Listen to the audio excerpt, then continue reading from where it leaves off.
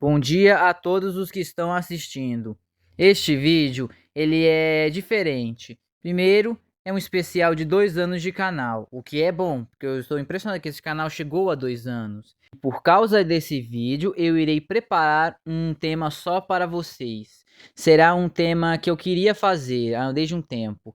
Neste vídeo, não será o Mysticocraft que vai falar, será eu, Eric Nicolas Alencar Andrade, o criador do canal Mysticocraft. Esse vídeo será sobre a minha experiência com Berserk e por que Berserk é o melhor mangá de todos os tempos. Se vocês estão interessados, sentem-se e aproveitem, porque eu vou lhes falar da experiência do melhor mangá da minha vida.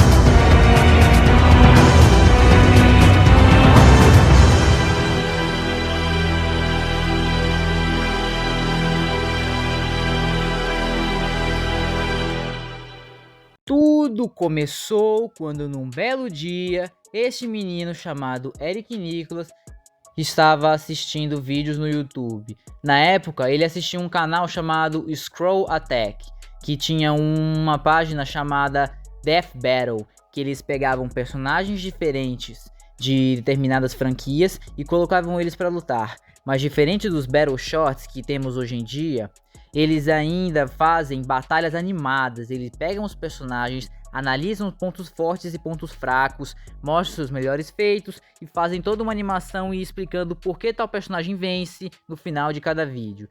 E tudo mudou mais ou menos neste dia. No dia 8 de abril de 2015, o Death Battle lançava este vídeo, Guts de Berserk contra Nightmare de Soul Calibur. Na época em que eu tinha 10 anos. E esse vídeo vai fazer 10 anos. Eu fiquei assim, quem que são esses dois?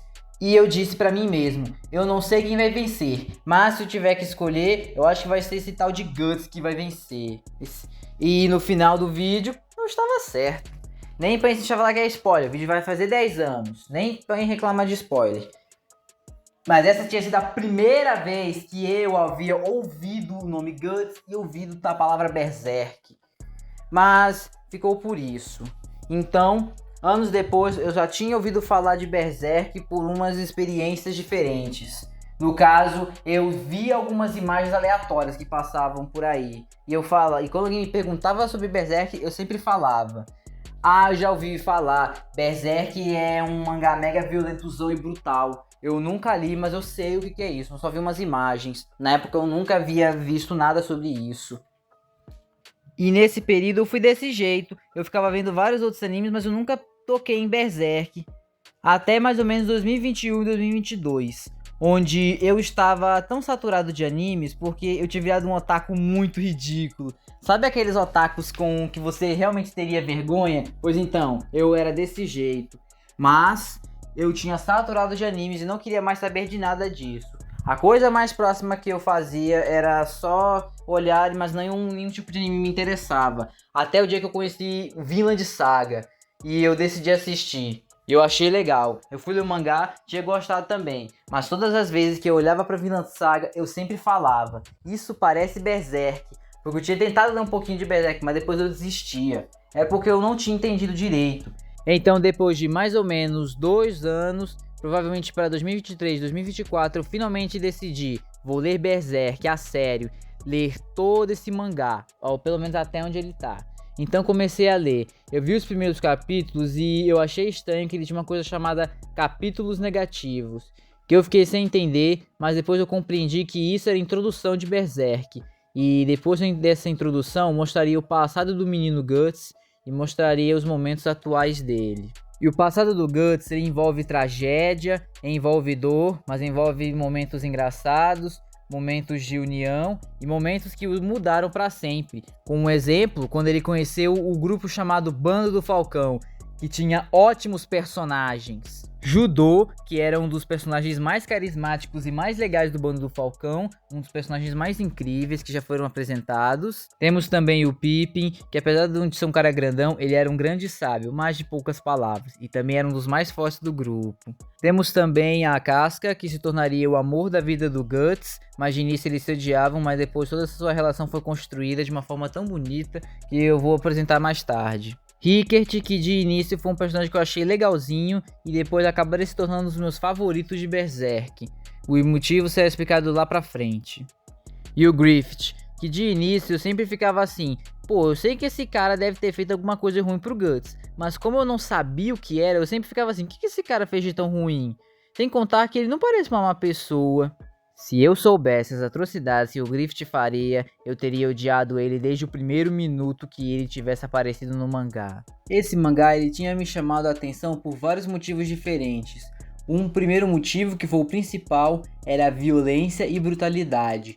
Porque eu já via Mortal Kombat, eu já via animes mais violentos, eu pensava, esse Berserk parece ser legal, essa brutalidade. E eu fui ler pra ver como era. Cara, eu me surpreendi muito, porque não é um brutal que eu via em Baki, não é o brutal que eu via em Kengan Ashura. É tanta brutalidade, violência e temas pesadíssimos que fazem esses dois parecerem animes e mangás de criança. Quando eu fui ler os arcos de Berserk, eu achei que eles foram só arcos tipo legaizinhos. Mas todos os arcos de Berserk são muito bons. E de alguma forma, alguns não sabem decidir qual é o melhor. Uns têm os seus favoritos, mas todos concordam que todos são bons. O arco da Era de Ouro, o arco do Espadachim Negro, o arco das Crianças Perdidas. Também tem o arco da Torre da Convicção, o arco do Falcão Milenar e o arco da Fantasia, que é o arco atual. Todos esses arcos são de destaque absoluto. E para que esse vídeo faça mais sentido, eu vou contar cada arco, mas eu não vou contar toda a história completíssima. Vou só dar uma resumida muito grande, porque se eu resumir, mas contar tudo, o vídeo teria mais de 2 horas. Então vou contar só o resumo de cada arco. O primeiro arco, no caso, começa pelos capítulos negativos, que é o arco do Espadachim Negro. Mas se nós seguirmos a linha cronológica, o primeiro arco é o arco da Era de Ouro, que conta o passado do Guts. No caso, ele era uma criança que nasceu de um cadáver enforcado. Já começa assim, já começa com uma coisa horrível. Ele foi criado por um cara chamado Gambino, que era a única pessoa que o Guts via como pai, e uma outra mulher que ele cuidou dele como se fosse a mãe dele. Mas digamos que o Gambino fez umas coisas tão hediondas, ele não machucou o Guts, ele não, pelo menos não de primeira. Mas o Gambino fez uma coisa muito pior. Ele simplesmente não se importou e deixou um dos subordinados dele, o Donovan, fazer uma coisa muito macabra com o Guts. Detalhe, o Guts sendo uma criança. O Guts nunca se esqueceu desse dia. Então, com tanta violência, depois que o Donovan estava no meio do campo de batalha, o Guts foi lá e matou ele com uma besta e depois enfiou a espada na cabeça dele, como forma de vingança. Na minha opinião, eu não achei ruim não, o Guts fez muito mais do que certo. Depois o Gambino tinha ficado aleijado, no caso uma das pernas dele tinha sido cortada fora e com isso ele não podia mais lutar. Só que aí o Gambino, ele ficava com raiva e jogava a culpa no Guts, sendo que ele não tinha nada a ver com essa história. Ele tentou matar um moleque, resultado, o Guts no desespero enfiou a espada na garganta dele e matou ele no processo. Só que os outros mercenários tentaram matar ele porque achavam que ele foi mega ingrato. Cara, Berserk me deixava muito pé da vida. E foi assim, o Guts ele foi sendo mercenário por muitos anos até conhecer o Bando do Falcão e se encontrar com aqueles que eu já mencionei anteriormente, e ficariam ao seu lado por um tempo. Ele conheceu o Griffith, que de primeira ele não foi com a cara dele, mas o Griffith conseguiu vencer ele, nem foi muito difícil pra ele. E aí ele tava ferido porque com uma espadada no peito, mas não foi pra matar. Ele acabou sendo cuidado pela Casca, amando do próprio Griffith. E depois que ele acordou, a Casca olhava pra ele com muita raiva e ódio. E ele deu um porradão no peito dele, com o Guts ficando com raiva no processo. Quando ele foi encontrar com o Griffith falou uma frase assim: "Eu quero você". E o Guts perguntou assim: "Mano, tu é por acaso?" E ele: "Eu quero você do meu lado, sendo soldado". Guts não aceitaria tão fácil, obviamente, e então enfrentou o Griffith. E se o Griffith vencesse, ele teria que aceitar. Resultado, o Griffith ganhou, quebrando o braço do Guts. porque ele sabia que se ele não forçasse mais, o Guts não ia desistir. Então ele quebrou o braço dele. Só que não foi um quebrando tipo o antebraço foi destruído. Na verdade ele tirou o ombro de fora do lugar, quase deslocando ele no processo. Então meio que por isso que ele ganhou e acabou fazendo parte do bando do Falcão. Sendo, sem zoeira, um dos melhores anos da vida do Guts, que conheceu muita gente, entrou em guerras com o bando do Falcão, que passou a receber mais reconhecimento.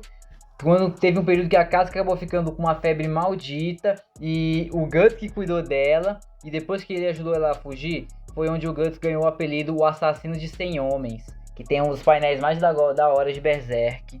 Também foi a partir daí que a Casca começou a ter não ter ódio pelo Guts e mais o respeito por ele.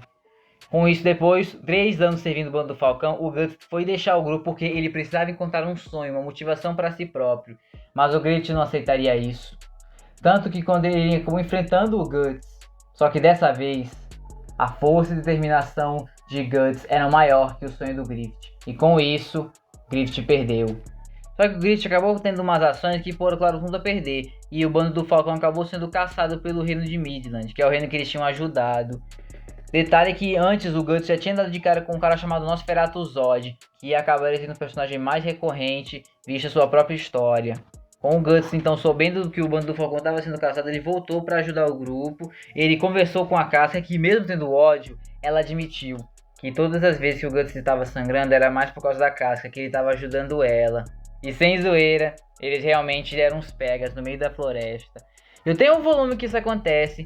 É uma das cenas e capítulos mais fofos que eu já vi. No caso, eles revelando o amor um pelo outro.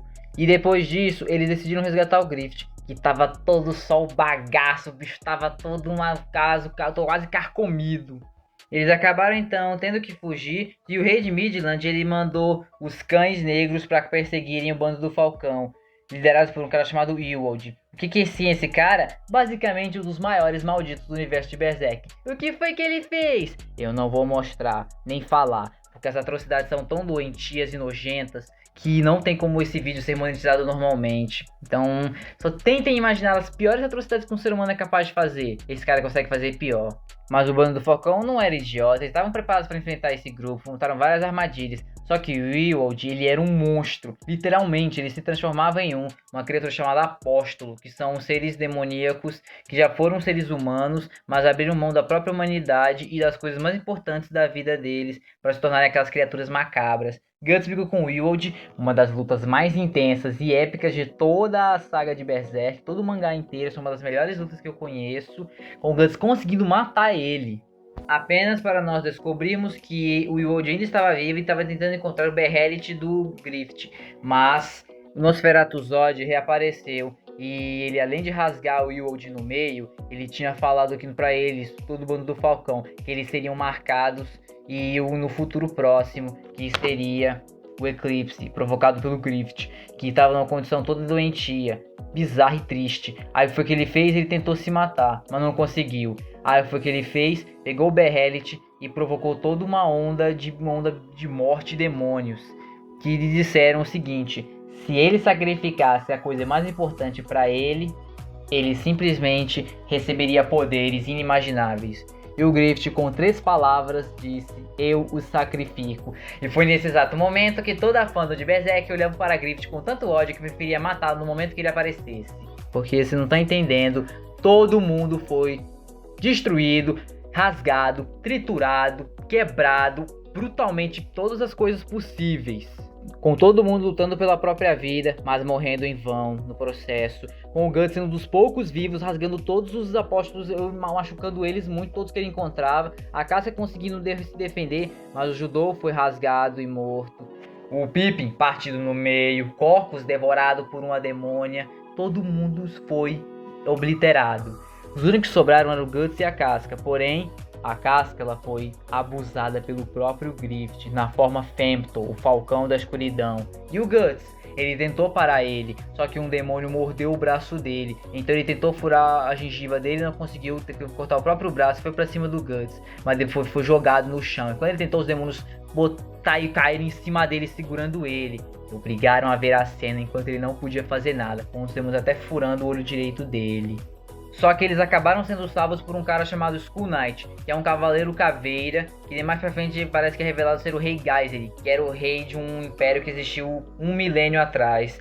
Esse cavaleiro caveira, ele salvou os dois, conseguiram impedir que a atrocidade continuasse. E um dos membros, o Rickert, como ele estava ferido demais para ir ajudar o grupo, ele acabou ficando num lugar mais afastado, que também acabou sendo salvo pelo próprio Skull Knight. Com isso, o Rickert foi cuidar do Guts e da Casca lá numa montanha, uma casa de um ferreiro chamado Godot, que é a filha dele, Erika. Lá eles foram tratados, mas quando o Guts acordou, ele estava sem o olho direito, sem o antebraço esquerdo e todo ferido. Quando ele foi procurar a Casca, ela parecia normal, mas a sua mente foi destruída e ficado tão insana ao ponto que ela agia como se fosse uma criança, não se lembrando mais de quem era o Guts ou de quem já foi um dia. Por causa disso, o Guts acaba entrando numa jornada de vingança, tanto para vingar a si mesmo quanto vingar os outros amigos dele que foram brutalmente destruídos e vingar a casa que estava com a mente quebrada. Agora, tem anime sobre isso? Tem o Berserk de 1997 que conta essa parte, só que por ter sido feito com um orçamento bem baixo, eles não conseguiram colocar todos os elementos da Era de Ouro e ainda acabaram bem no momento do eclipse. Já tem os animes da edição memorial, que é um filme, no caso 3 filmes, que foram convertidos em anime, que contam isso, mas que cortaram partes importantes. E também porque ele acaba na Era de Ouro. Agora, já o anime de 2016, ele não conta essa parte. Ele, no caso, é dos eventos que vieram da Era de Ouro pra frente, pulando o arco das Crianças Perdidas. Porque é o seguinte, porque teve o arco do Espadachim Negro e das Crianças Perdidas. E o arco do Espadachim Negro, que é depois da Era de Ouro, é o arco que o Guts ele vai parar numa cidade e se encontra com um conde fazendo atrocidades e mandando os soldados dele fazerem isso. Para no final nós descobrimos que o conde ele era um ser humano que era um homem de verdade, um marido exemplar com a esposa e a filha. Só que depois que ele descobriu que a própria esposa estava em uma seita satânica bizarra, ele acabou matando todo mundo menos a própria esposa. Aí com o Behelit, ele sacrificou a própria esposa para virar aquele monstro. Mas ele acabou se encontrando com o Guts de novo. Por que de novo? Porque ele já estava no eclipse. Ele que matou o Pippin, partindo ele no meio. E o Guts brigou com ele. Mas quando ele tentou usar o Behelit de novo, ele não conseguiu porque ele tinha que sacrificar a própria filha. Mas ele não tinha coragem para fazer isso. Mesmo o Guts tendo brutalmente rasgado ele, cortado a cabeça dele. Ele não teve coragem de matar a própria filha. Mostrando que mesmo sendo um demônio maldito, ele ainda tinha parte de humanidade com ele. Já o arco das Crianças Perdidas, ele é um arco tão controverso que ele nem foi adaptado tanto até no anime de 2016 quanto nos jogos. Sério, no meu Berserk de Play 4 não tem esse arco, mas eu vou resumir. O Guts vai parar em uma vila que tem várias crianças desaparecidas. Junto do Guts, ele é acompanhado de um carinha chamado Puck, que é um elfo que fica andando com ele. Que mesmo que pareça meio irritante, ele é um dos personagens mais legais e carismáticos da obra. E nesse arco, ele é ajudado por uma menina chamada Jill, que vê nele um reflexo dela própria, visto que ele teve um passado traumático. E então o Guts dá de cara com um apóstolo, chamado Rosine, que era como ela era chamada pela própria Jill quando ela era um ser humano. E essa apóstolo, ela no caso é um tipo de borboleta menina gigante, que apesar do desenho, ela representa muito uma quebra bizarra. Olha só o doido, ela sonhava com elfos e queria viver com eles. Só que ela acabou descobrindo que isso não existia e ela teve um Behelit, ela usou ele para sacrificar tudo, no caso os próprios pais. Com isso ela virava essa criatura bizarra. E resultado ela levava várias crianças para transformá-las em elfos. No caso eram tipo fadas ou insetos. Porém, essas criaturas tinham brincadeiras muito pesadas, como brincadeira de ataque adulto, brincadeira de guerra, que a própria Jill percebeu que isso era uma coisa macabra. A Rosine tentou fazer ela ir pro lado dela, não deu certo, ela tentou forçar ela, mas não contava que o Guts foi pra cima dela. E o Guts foi matando os elfos que ela mandava, ou melhor, os supostos elfos, que são chamados pseudo-apóstolos ou falsos apóstolos, invocados pelos próprios apóstolos. Porém, o que nós descobrimos é que aquelas criaturinhas nada mais eram do que crianças. Então sim, meio que o Guts estava matando crianças, velho. Tá explicado porque esse arco é tão difícil de adaptar. Sendo uma das lutas mais grotescas e épicas de Berserk, que foi contra a Rosine. Mesmo ela, utilizando todos os poderes que tinha e utilizando um modo macabro, o Guts colocou tanto medo nela que, além dos ferimentos terem sido grotescamente brutais, como um tiro de canhão na barriga e os braços sendo rasgados, quando ela pensou que acertou o Guts, Ela olhou pra frente, só tinha perfurado a bochecha dele. O Guts olhou pra ela com ódio máximo e usou a Dragon Slayer, que era a espada que ele carregava, e cortou ela no meio assim, no caso do ombro. Que cena grotescamente épica. Essa cena é disparada uma das melhores lutas de Berserk. Depois ele acabou fugindo dos cavaleiros da corrente sagrada, mas eles acabaram conseguindo prender ele, visto que ele estava quebrado e ferrado demais. Então ele deu de cara com uma jovem chamada Farnese, que estava liderando esse grupo. E essa jovem, a Farnese, ela era servida por um cara chamado Sérpico, que esses dois acabaram se tornando personagens muito importantíssimos para o futuro do mangá. Mas nesse momento eram antagonistas do próprio Guts. Que nós descobrimos que parte da própria Farnese, ela tinha um desejo bizarro escondido, mas ela fingia uma fé cega por conta disso. Ah, mas como assim fé cega? Ele está dizendo que o mangá é antirreligioso? Em hipótese nenhuma. A fé cega, na verdade, é o seguinte: o que o mangá estava fazendo é uma crítica aos extremistas religiosos, no caso, aquela pessoa que vê tudo como se fosse uma quebra da sua própria religião. Ela leva tão a sério que ela destrói a própria vida e a dos outros, justificando com ações cruéis, usando o nome de Deus em vão. Tem muita gente por aí que faz isso. Que esse foi um dos temas apresentados no mangá, principalmente no arco da Torre da Convicção, que é o arco que eu irei falar agora. Depois que o Guts consegue fugir da Farnese e do Sérpico e dos Cavaleiros da Corrente Sagrada, tem um destaque para aquela cena bizarra que foi a cena do cavalo. Ele foi até a casca que estava com Rickert, ou melhor, deveria estar com Rickert, mas ela tinha fugido. E o Guts com raiva do Rickert, sendo que a própria Erika também tinha culpado o Guts de ter abandonado ela. E o Godot, que estava todo machucado, já bem velho a idade, ele tinha falado com o Guts uma das frases mais importantes do universo de Berserk, que o Guts tem que carregar para a vida toda. Na cena, Godot fala assim, que o ódio, ele nada mais é do que um refúgio para aqueles que não conseguem aguentar a tristeza e a dor. O Guts, ele usava o ódio mas como uma forma de fugir da própria tristeza, porque ele era tão amargurado e traumatizado que ele não encontrava nenhuma saída a não ser no próprio ódio. E o Godot estava falando para ele abandonar esse ódio, porque isso mudaria a vida dele, e de todas as melhores formas possíveis.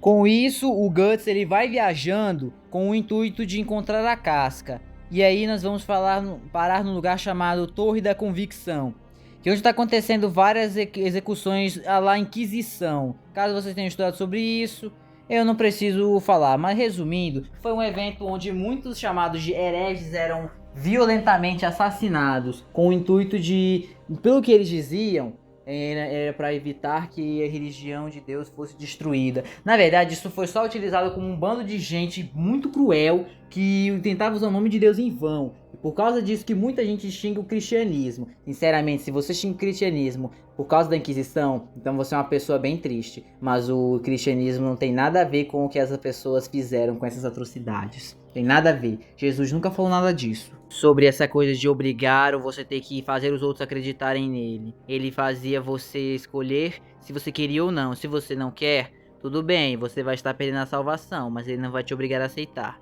Mas voltando a Berserk. Nesse arco da Torre da Convicção, ele dá de cara com alguns personagens como ele mesmo, o Isidro, que acabaria se tornando um dos personagens recorrentes e mais carismáticos do grupo. Se encontra com a Luca, uma menina muito da hora que aparece nesse arco. Nina, que também estava nesse grupo, inclusive a Luca que estava cuidando da casca enquanto ela estava desaparecida. Isso, e ela cobriu ela como se estivesse com lepra, com o intuito de protegê-la de pessoas mal intencionadas. E aí também nós teríamos o Sérpico e a Farnese, eles voltam aqui novamente, porém eles estavam mais tentando falar com o Mósgos, que é o vilão principal desse arco, que eu vou dizer pra vocês, ele é uma representação quase perfeita do que é um extremista religioso no seu nível mais alto de doentia e cega fanatismo. Eu acho que é assim a palavra. Que personagem loucamente bizarro, mas um personagem bem interessante e como vilão, e consiste muito bem o tema de Berserk. Inclusive ele acaba sendo um dos responsáveis por uma das melhores batalhas, que é o Guts contra o Mósgos. Nossa, essa luta é incrível, porque na detalhe, originalmente teria uma criatura chamada Ovo do Mundo Perfeito, que é a criatura que transforma o Mozgus e vários outros em falsos apóstolos, os pseudo-apóstolos. E esses pseudo-apóstolos são os que lutam ao lado de Mozgus para que eles façam a vontade de Deus, sendo que Deus não manda nada disso, dessa violência e brutalidade. Então os caras são tão apelões que o Guts é o único que sozinho tem que brigar contra ele. E uma cena muito doida, eu acho engraçada também, é que os personagens começam a se reunir na Torre da Convicção, vão juntando várias criaturas, e os nossos principais e secundários vão aparecer nessa área. Mas sem zoeira, o Guts contra o Mozgus é uma das melhores lutas. Outra vez que eu falo das melhores lutas. Essa luta é tão épica que o Mozgus ele vira um tipo de anjo de pedra que cospe fogo. E o Guts, mesmo tomando muita porrada, ele consegue montar muita estratégia inteligente e consegue não só perfurar o Mozgus com a Dragon Slayer, como ainda consegue matar o próprio Mozgus, derrubando ele da torre, enquanto ele era consumido pelas próprias chamas. Irônico. Ele caiu da torre como Satanás caiu do céu. Nossa, muito da hora essa briga. E quando ele encontra a Casca, cara, que cena fofa. Mesmo a Casca, ela toda nervosa por causa da marca do sacrifício e a aparição das criaturas invocadas pelo ovo do mundo perfeito, ele abraça ela e o seu medo se torna calma. É muito da hora essa cena. Com isso, o Guts ele volta com a Casca para o Rickert e a Erika, e ele até pensa em viver uma vida feliz com ela, uma vida mais calma. Mesmo com os perigos e as dificuldades que ele vai ter, ele ainda pensa em viver com ela dessa forma. Até que o Griffith aparece na Colina das Espadas, que são onde o Rickert ele tinha feito um altar para todos os membros do Bando do Falcão. E sem zoeira, o Rickert ficou não só muito maneiro, ele ficou muito bonitão, ficou muito parecido com o Judô também. E ele vai ter um momento épico mais pra frente, vou já contar isso. Mas sabe quem mais também aparece? O Zod e o Griffith, os dois juntos lá. O Guts na hora tenta matar o Griffith, porém o Zod ele vai brigar com ele. Uma das lutas mais épicas e disputadas que eu já vi. Outra vez que eu falo isso, velho. Mas depois o Griffith ele acaba indo embora com o Zod, que virou tipo o guarda-costas pessoal do próprio. Com isso, o Guts ainda começa a pensar naquela jornada de vingança. Porém, ele não pensa em desistir da Casca. E o Puck até fala que eles poderiam visitar Elfhelm, que é o reino dos elfos, que é uma forma de solucionar o problema da Casca. Com isso, o Guts vai viajando com a Casca, tendo até uns problemas bem sérios com o que estava acontecendo. E olha só com que ele se encontra. Novamente com Isidro, com a Farnese e o Sérpico. Olha isso, nossos personagens vão se encontrando mais uma vez. Nossa, mas que mundinho pequeno é esse? E eles vão trabalhando juntos para encontrar uma forma de superar não só os próprios problemas, como também viver essas aventuras com o Guts. O Guts já explica que vão ser perigosos, mas eles não estão nem aí, vão seguir ele do mesmo jeito. Resultado, entramos num arco muito da hora, que é depois do arco da Torre da Convicção, o arco do Império do Falcão Milenar. Que arco da hora. Onde o Guts, o Puck, a Casca, Farnese, Sérpico e Isidro, eles se encontram numa floresta com golems bizarros, mas eles dão de cara com Shirk, uma menininha muito da hora que é a bruxa do grupo. Que treinada por uma mulher chamada Flora, que já foi uma bruxa lendária no passado, mas vivida a sua idade, já está vivendo seus dias calmamente, só como uma mestra ensinando para sua aluna como viver como uma bruxa. E olha só curioso, ela só pede uma coisa quando o grupo do Guts se encontra lá. Eles, no caso, tinham que lidar com a cidade que estava sendo assolada pelos Trolls, que eram criaturas mortais que estavam atacando. Por que eles estavam atacando? Porque uma barreira entre o mundo místico e o mundo humano estavam se quebrando. E tem lugares que isso acontecia. E isso não acontece só com isso. Até com o Guts acontece isso, com os seus traumas e os fantasmas. À noite isso é mais comum. Mas eles foram lá do mesmo jeito, não antes de receberem umas melhorias muito interessantes. O Isidro recebeu uma adaga da Salamandra, uma adaga de fogo por sinal, achei muito da hora. A Shirk, ela também presenteia pro Sérpico uma tipo de espada com poderes de controlar o vento, mais ou menos isso. Farnese com um tipo de armadura que protege ela dos maus espíritos. E ela até fala, olha Guts, eu ia te dar esse machado, mas acho que você já tem uma arma pra se defender, que era a Dragon Slayer. Mas eles foram pra ajudar a cidade, e não foram só Trolls que atacaram a cidade, foram até ogro, um ogro gigante, não ogro como o Shrek, que eu vi o Shrek 5, o teaser, que coisa ridícula. Mas esse ogro é macabramente assustador. Mas adivinha, outra vez acontece uma das melhores batalhas de Berserk, que é todo mundo atacando em conjunto, em uma sincronia muito maneira. Isso sem contar no momento que a Shiki usa os poderes elementais e mostra o quão poderosa essa menina consegue ser. E o mais da hora é que não é só ela que vai atacando. O Sérpico vai brigando com uma criatura chamada Kelp, que é um tipo de sapo-cavalo. Guts briga contra o ogro. E o Isidro, coitado, ele sabe que ele poderia lutar, mas ele não consegue porque tá com medo. Mas não é bem aí que as coisas acabam, ao contrário, elas só pioram. As coisas pioraram porque eles perceberam a Farnese e a Casca foram sequestradas pelos Trolls, então eles tiveram que ir até a caverna deles. O Sérpico não podia porque ele ficou ferido. Porém, quando eles foram, cara, as coisas ficaram muito mais assustadoras. Motivo? Porque além dos Trolls serem em quantidades assustadoramente bizarras, eles ainda, depois de morrerem, por causa que o Guts matou uma cacetada deles, a Slan, uma da membro do Mundo de Deus, que é aquela toda gostosona com as asas de gárgula, ela apareceu procurando o próprio Guts. E como ela se formou numa forma física, ela usou as entranhas dos Trolls que foram mortos pelo Guts, com o intuito de encontrar com ele. Porque os membros da Mão de Deus não podem aparecer em forma física, a menos que certas condições sejam atendidas. E essa foi uma delas. Como vai acontecer com o Griffith lá mais pra frente. Então ela foi pra cima dele, com intuitos uma conversa muito sexual. Só que o Guts estava tentando matar ela, mas nenhum dos ataques que ele acertava funcionava. Só que o Skull Knight apareceu pra ajudar. O que foi que ele falou? O seguinte, que a espada do Guts tinha ganhado propriedades místicas depois de tanto matar criaturas das sombras e criaturas mortais como os demônios. Então ele usou a Dragon Slayer, rasgou parte da Slan para que ela se desmanchou, porque ela mesma se desfez e se encontrariam no futuro. Mas não antes dela ter deixado uma cicatriz no peito do Guts. E essa cicatriz não foi só no corpo, foi em parte da alma do Guts que foi afetada. E o Guts não havia encontrado nenhum tipo de saída daquele lugar que ele estava. Porém, graças ao Skull Knight, que sempre devorava os Berrelites, por algum motivo, nos revelado por que ele fazia isso. Ele criou uma espada de Berrelites, que quando ele usava, eles rasgavam o tecido dimensional, criando portais entre as dimensões para viajar. E por que ele fez isso? Para que no futuro ele enfrentasse os inumanos, principalmente a God Hand, e usasse esse ataque para que mandasse todos eles para o turbilhão da dimensão da ideia do mal, que é um turbilhão infernal de almas mortas e de todos aqueles malignos que um dia habitaram a Terra.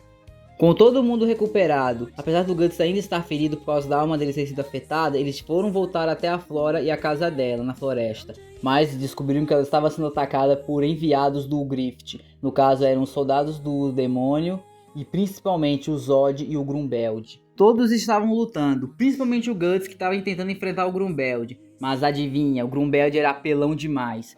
Mesmo o Guts tentando, batendo nele, nenhum único e mísero ataque que o Guts acertava derrubava ou sequer arranhava o Grumbeld. Ele simplesmente permanecia de pé, ainda tentando matar o Guts com violência máxima. Mas havia sido nos mostrado uma coisa. A Flora havia falado para Shirk telepaticamente que ela tinha deixado uma arma específica para que o Guts pudesse utilizar. Ou melhor, uma armadura que foi utilizada antes pelo Skull Knight no passado. Só que o Skull Knight avisou, essa armadura é mortalmente perigosa, tem certeza disso? E ela diz, tenho, ele utilizará com sabedoria. E então nos é apresentado a Berserker Armor, a armadura tão poderosamente apelona que quando o Guts utiliza ela, ele entra no modo Rage, ou seja, fúria máxima. Ele vai pra cima do Grumbeld com tanta violência que ele quebra o escudo do Grumbeld, ele amassa o martelo de guerra do próprio e ainda usa a Dragon Slayer com tanta força que acerta o ombro dele, não só quebrando a armadura, como acertando, rasgando o ombro dele, não cortando ele no meio. Mas nesse momento que o Grumbeld percebeu que ele estava muito mais poderoso, ele decidiu apelar para sua forma apóstolo, um dragão com uma pele de tipo de diamante, nos entregando, mais uma vez, uma das melhores batalhas de Berserk. Essa foi tão épica, mas ao mesmo tempo, infelizmente, foi curta. Porque mesmo o Guts utilizando essa Berserker Armor, o Grumbeld atacou com muito mais força, com o braço e a perna do Guts sendo quebrado no processo. mas a Berserker Armor regenerava os ferimentos, ou melhor, parecia, ela só forçava o usuário ao máximo, mas ao custo da própria vida. Graças a Shirk, ele conseguiu voltar ao normal e ainda controlar parte da Berserker Armor, além de ter acertado o Grumbeld com tanta força que ele próprio ficou impressionado quando viu sua armadura rachada. Com isso, a Flora, que já sabia da própria morte, aceitou ela, e ao aceitar a própria morte, ela transcendeu a um tipo de espírito do fogo e protegeu eles enquanto eles fugiam dos apóstolos. Com isso, os nossos heróis puderam fugir e finalmente encontraram um tipo de paz, pelo menos por um tempo, enquanto eles estavam todos viajando para Elfhelm.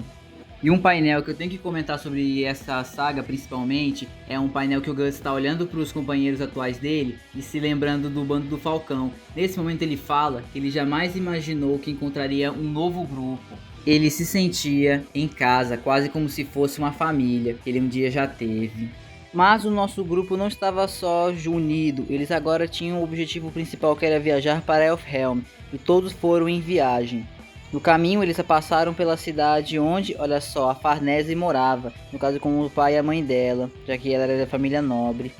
E o doido, ela meio que se vendeu, entre aspas, por um navio com a intenção de ajudar o grupo, mas ela sabia que fazendo isso, ela não poderia mais entrar em viagem com o grupo. Com isso, Guts e Serpico acabaram entrando em uma luta, mais para testar a habilidade um do outro, e também para que eles queriam esclarecer essa história com a Farnese, mas eles foram atacados por vários tigres demoníacos, que foram invocados por um cara chamado Ganishka, que era um tipo de apóstolo, só que não enviado do Grift. Ele era de um governante de um lugar chamado Império Kushan, que já tinha sido apresentado na Era de Ouro. Mas ele mandava soldados demoníacos com o intuito de dominar qualquer lugar que ele encontrasse. Só que ele não contava que o grupo do Espadachim Negro estava lá naquela cidade. E aí ocorreu uma batalha muito feroz, onde mesmo o Ganishka, com vários soldados absurdamente poderosos, eles não deram conta do Espadachim Negro e todo o seu grupo, que sozinho conseguiram varrer o chão com a cara deles. Mas quando eles achavam que haviam ganhado, apareceu um cara chamado Daiba, que era um velho do Império Kushan, um grandioso e poderoso feiticeiro, que acabou enfrentando o Guts, que na moral, que cena épica. O Guts, ele conseguiu controlar a Berserker Armor com a ajuda da Shirk, e ele ficou quase o Batman, a cara dele ficou idêntica ao próprio. Mas aí o próprio Ganishka apareceu, depois de ver que o Daiba acabou sendo derrotado pelo próprio, e depois que o Ganishka descobriu que o Guts não fazia parte do grupo do Bando do Falcão, tentou chamar o Guts para fazer parte do lado dele. Resultado, Guts recusou porque ele queria matar os apóstolos.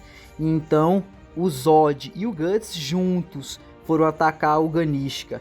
Que vocês podiam pensar, mas se o Ganishka está na forma de névoa, ele não pode ser ferido. Realmente ele não pode, a menos que acertem a testa dele. Mas como o Ganishka pode manipular o próprio tamanho nessa forma, ele meio que fica imune a ataques na testa. Então o Zod, que podia voar, somado ao Guts, que tinha Dragon Slayer, os dois foram mandando um ataque em conjunto, que é um dos painéis mais incríveis de Berserk. Foi uma dupla inusitada, mandando os ataques mais épicos de todos. Ao vencerem o Ganishka, pelo menos por aquele tempo, eles pensaram em seguir caminhos diferentes. O Zod ele só enfrentaria o Guts caso ele realmente estivesse tentando caçar o Grift. Mas no momento o Serpico conseguiu separar eles e fazer com que eles mudassem de ideia, visto que ele sabia que o próprio Guts tinha falado que ele não estava querendo importar com os demônios, e sim ajudar a Casca. Mas não era só o grupo do Guts que estava em ação. O Grift tinha um grupo próprio agora, o Bando do Falcão Renascido, como eu já expliquei anteriormente. E ele tinha um único intuito: liberar a fantasia no mundo. No caso, pegar todos aqueles contos místicos que existiam para os humanos só nas histórias fantasiosas e liberá-los no mundo real. Para quê? Porque aí as pessoas teriam medo das criaturas desconhecidas e o Grift chegaria como se fosse um salvador do mundo, porque nas visões o Falcão da Luz era chamado de o Falcão que iluminaria a humanidade numa nova era. Essa nova era que seria chamada Era da Fantasia, que é o nome do arco seguinte de Berserk, onde o Grift, junto com seu bando do Falcão Renascido, acaba enfrentando o Ganishka e os seus soldados. E é sério, tem uma cacetada de apóstolos que são apelões. Tem o Irvine, que é um tipo de lobo arqueiro, tem o Locus, que é um tipo de o lanceiro de justas, só que a lança dele, ele pode ficar com dois lados, ele pode se unir ao cavalo dele, virando um centauro platinado. Além do Grumbel de Uzod, que eu já mencionei anteriormente, e em contar dos humanos que lutaram ao lado dos apóstolos. Sim, os humanos e os apóstolos lutaram lado a lado nessa batalha. Eles lutaram no caso contra o Ganishka e seus soldados. Porém o Ganishka foi derrotado, mas o Ganishka não aceitaria a derrota facilmente. E como resultado final, ele acabou se tornando uma criatura bizarra chamada Ganishka forma Shiva, que é um bicho grandão colossal, tipo maior que o Titã Colossal de Shingeki no Kyojin. Sério, o bicho estava tão grande que alcançava as nuvens. E ninguém ia conseguir parar ele. Ninguém exceto o Griffith. Ou adivinha, Skull Knight, que foi decidir matar ele, obviamente. Só que o Skull Knight, quando foi usar a espada de Berrade para cortar a cabeça do Griffith, o Griffith redirecionou o ataque do Skull Knight para o próprio Ganishka. E nesse processo o Ganishka que foi cortado. Com isso a fantasia foi liberada no mundo. E aí some. As criaturas místicas agora estavam ao mundo dos humanos, misturados em um só. Foi aí que o Griffith apareceu com um tipo de reino mágico que seria a utopia perfeita, chamada Falconia, que era o reino que ele disse que iria criar. E quem diria, o nojento conseguiu. E nesse reino, além de humanos e demônios, obviamente, olha só quem aparece, alguns personagens que nós já encontramos no passado, com destaque a Rickert e Erika indo até Falconia. E se encontrando com alguns outros personagens que apareceram nos arcos passados. O Rickert foi até lá com o intuito de se encontrar com o Griffith, e então o Locus, vendo que ele já fez parte do bando do Falcão anterior, que era o Griffith da forma humana, então ele decidiu levar ele para um lugar específico. Que lugar específico era esse? Era o lugar onde tinha demônios. E lá ele revelou uma coisa: quando os humanos e os demônios lutarem juntos, serão aliados, mas no momento que aquele reino for sacrificado e os humanos se tornarem oferendas, aqueles ali seriam os primeiros a serem devorados. Então o Locus levou o Rickert até o Griffith, e aí o Griffith mandou apenas uma simples pergunta: na Colina das Espadas, você ainda tem o mesmo sonho que eu? E a resposta de Rickert é um tapa bem seguro na cara do próprio Griffith. Sim, realmente aconteceu.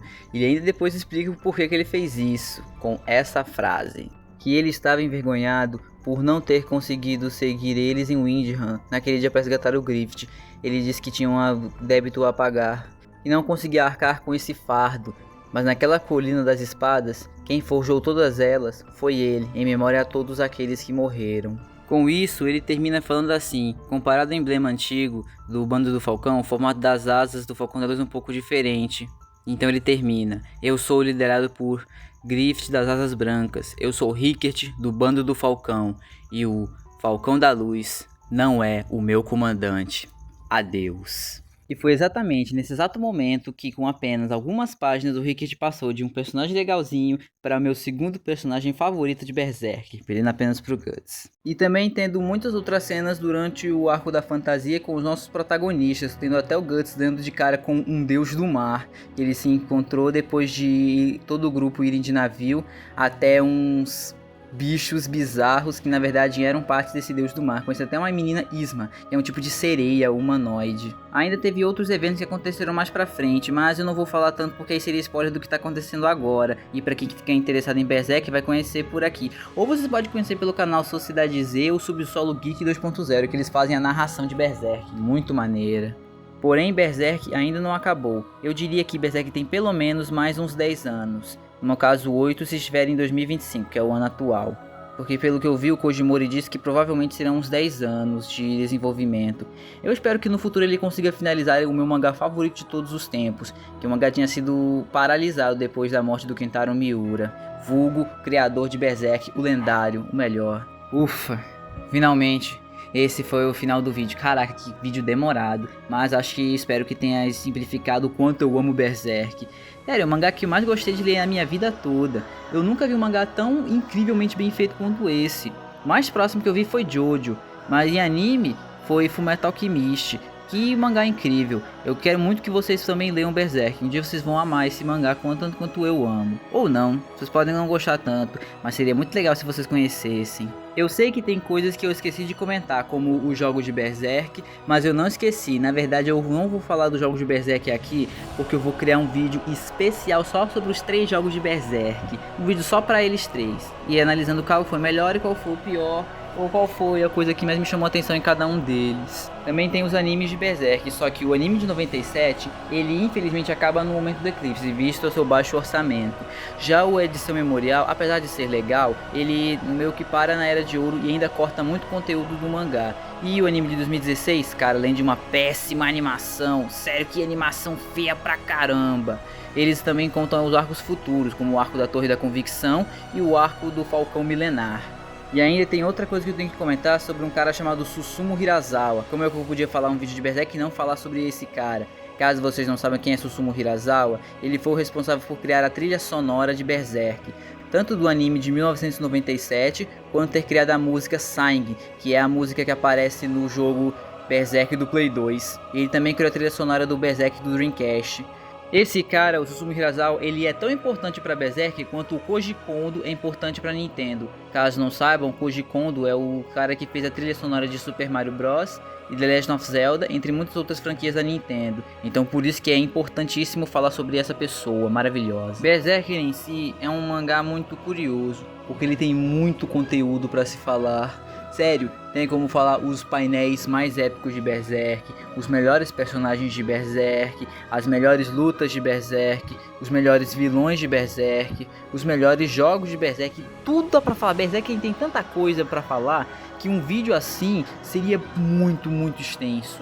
Mas eu acho que tudo que eu falei até agora já deve ter sido bastante para vocês entenderem o quanto eu amo Berserk, o quanto eu quero que esse anime tenha, esse mangá tenha um final bom e esse anime tenha uma adaptação boa de verdade. Como aquelas fãs animações que estão por aí feitas na internet, que ficam muito boas por sinal, os caras são de parabéns. Esse foi o vídeo. Se você gostou, deixe o like para que eu saiba que vocês gostaram ou não do vídeo. Compartilhem para que mais pessoas possam assistir esses vídeos. E também se inscrevam para que vocês possam sempre receber vídeos novos. Ativando o sininho para que vocês recebam notificações de vídeos novos que vão lançar.